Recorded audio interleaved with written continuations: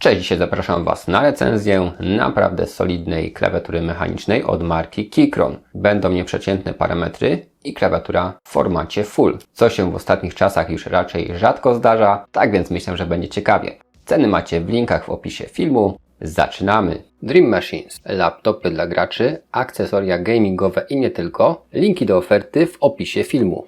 No i dzisiaj mamy sprzęt z wyższej półki Keychron V6 Ultra 8K, czyli klawiatura mechaniczna, nie z przełącznikami magnetycznymi, ale z mechanicznymi, natomiast w której uzyskamy próbkowanie 8000 Hz. Mamy software online, mamy przełączniki Braun sygnowane przez tego właśnie producenta. Z tyłu pozostałe informacje, czyli działa na Windowsie, na Macu i na Linuxie. Ponad 22 efekty, pianka absorbująca, czyli konstrukcja na uszczelce wielowarstwowa, 8000 Hz. I jak to zwykle bywa, bardzo bogaty zestaw. Zaczniemy od elementów papierowych. Jak zawsze jest taki Quick Start Guide ze skrótami klawiszowymi, właściwa instrukcja, zalecenia odnośnie wymiany switchy, ponieważ mamy tutaj hot swap, nie zabrakło dwustronnego narzędzia do zdejmowania nakładek i do wyjmowania przełączników, jest solidny przewód USB-C na USB-C i mamy też w zestawie przejściówkę z USB-C na USB, no ale mamy też drugą przejściówkę z USB-C na USB, tak więc mamy dużo gadżetów, ale to jeszcze nie wszystko i garść nakładek do podmiany na system Windows. Jeszcze akcesoria do modyfikacji klawiatury, no i sama klawiatura, pełny układ, kilka kolorów nakładek, ponieważ mamy ciemniejsze, jaśniejsze po bokach i tutaj dodatkowe przyciski. Mamy Escape, który się odróżnia. Obudowa co prawda jest plastikowa, ale tworzywo dobrej jakości. Układ typu non-floating key z ergonomicznym układem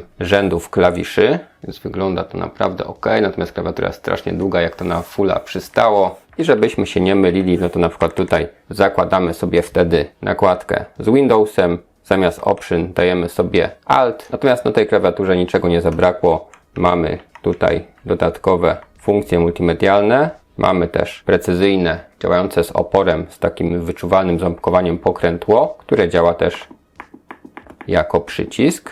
Dodatkowe przyciski tutaj i jeszcze tutaj. Co z nimi można zrobić, dowiecie się w sekcji software'owej. Jak sobie spojrzymy od tej strony, to tutaj mamy gniazdo USB-C, diodę, przełącznik Windows, Android, Mac OS oraz przełącznik trybów. Tryb bezprzewodowy na donglu, Bluetooth oraz tryb przewodowy. A po drugiej stronie schowek na dongielek, też taki tutaj łapiący magnetycznie, więc ten dongiel sam z tej klawiatury nie powinien w żaden sposób wypaść. I od spodu standard kilka elementów antypoślizgowych oraz podwyższenia małe, jak i duże. Te małe działają bardzo leciutko i duże też całkiem dobrze. Więc możemy sobie tę klawiaturę podnieść w dwóch wariantach. Jeśli chodzi o aspekty wizualne, no to wygląda to naprawdę ciekawie. No okej, wyjąłem jeden przełącznik i powiem Wam, że nie było źle. Jeśli chodzi o spację, no to mamy tutaj dodatkowe elementy wygłuszające. Nakładki wykonane są naprawdę dobrze. Pod spodem widzimy wielowarstwową konstrukcję, dodatkowe wygłuszenia, stabilizatory, no i gniazda, które są 5-pinowe z odwróconą diodą, a nakładki, jak widzicie, są takie zaokrąglone i wyprofilowane, więc bardzo przyjemnie się korzysta z tej klawiatury. Palce się nie zsuwają przy pisaniu.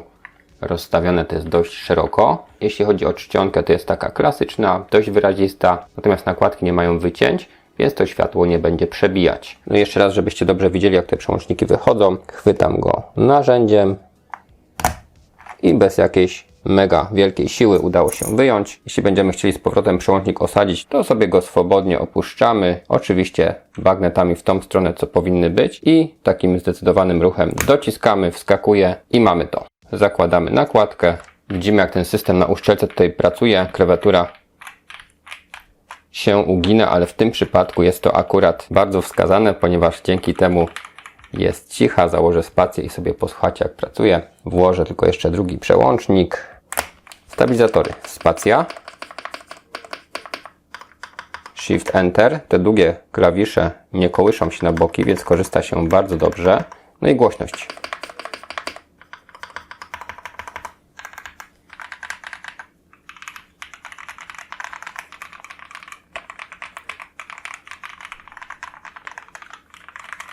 Jedne z cichszych przełączników Braun, z jakimi miałem kontakt. Chociaż z Braunami co prawda ostatnio nie ma dużo kontaktu, ale mimo wszystko, jak widzicie, te przełączniki jeszcze występują w klawiaturach. No i w tej chwili widzicie software od klawiatury, jest on na stronie, wystarczy wpisać Keychron Launcher i znajdziecie tą stronę. łączymy jednym klikiem, nie trzeba ściągać żadnego dodatkowego pliku. Mamy tutaj bardzo wiele ustawień, pokażę Wam najważniejsze. Natomiast jest język polski, jest tryb jasny, tryb ciemny, co kto woli, dodatkowe ustawienia, gdzie możemy też sprawdzić sobie chociażby wersję firmware'u i tak dalej. Mapa klawiszy, czyli to tutaj możemy programować klawisze. Na pokrętło też mamy tutaj funkcję, czyli głośniej, ciszej, wyłączenie dźwięku. Pokrętło działa naprawdę dobrze, płynnie, z ząbkowaniem.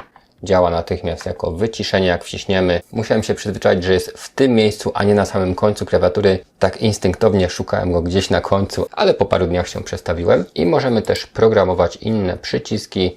Mamy 4 warstwy, czyli takie jakby profile, gdzie można na każdym mieć coś innego. Czyli na przykład na jedynce mamy funkcję na system Mac OS i tutaj na przykład mamy print screen, wywołanie Cortany czy przełączanie efektów jednym przyciskiem.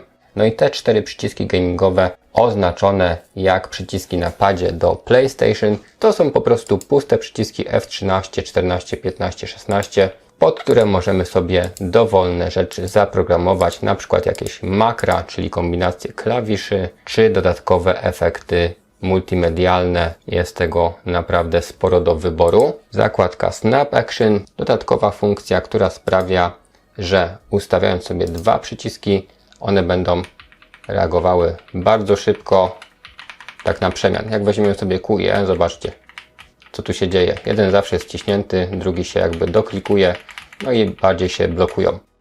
Te klawisze działają dużo szybciej, więc może to się przydać w niektórych grach. Mamy też opcję Higher Priority i tutaj co się wtedy dzieje, że wciśnięcie tego klawisza też jest bardziej brane jako priorytetowe, też działa to szybciej. Tak więc tutaj mamy dodatkowe funkcje gamingowe. Możemy też to wszystko sobie pousuwać. W zakładce makro możemy nagrać sobie jakieś kombinacje klawiszy, przypisać pod jakiś klawisz. Na przykład użyjemy teraz jednego z klawiszy gamingowych. Zrobimy tutaj funkcję makro. Jak nacisnę ten przycisk, to będzie się ta kombinacja wgrywać, którą sobie ustawiłem.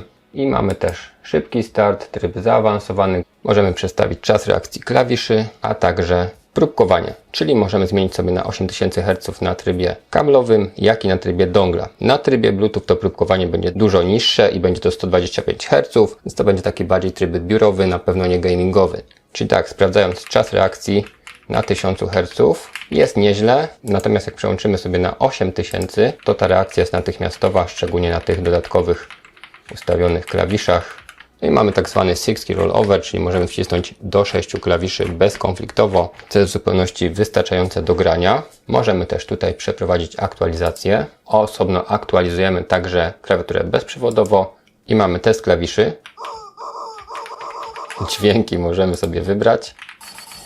No i możemy przetestować ilość wciśnięć i to, czy każdy klawisz działa, no chociażby po wymianie jakiegoś przełącznika, korzystając z trybu Hot Swap. No i w tej chwili mamy połączone bezprzewodowo, także możemy się przełączyć na 8000 Hz i wtedy reakcja klawisza jest natychmiastowa, więc to jest duża przewaga tej klawiatury nad innymi. No i zobaczmy sobie efekty RGB. Mamy tego całkiem sporo. Brak, czyli wyłącza. Stały kolor, wybieramy sobie dowolny z palety i mamy. Ustawiamy oczywiście też jasność, oddychanie. Klasyka z regulacją prędkości. I tak po kolei będziemy teraz przeskakiwać. Zobaczcie sobie, jak to wszystko wygląda. Natomiast jako, że nakładki nie prześwitują, a obudowa jest typu non-floating key, to te LEDy nie są jakieś specjalnie mocne. Bardziej bym powiedział, że są właśnie stonowane. Już mamy za sobą ponad połowę efektów. Pixel Rain. Mapa pisania, czy tutaj się będzie w miarę naciskania klawiszy to światło budować. Cyfrowy deszcz.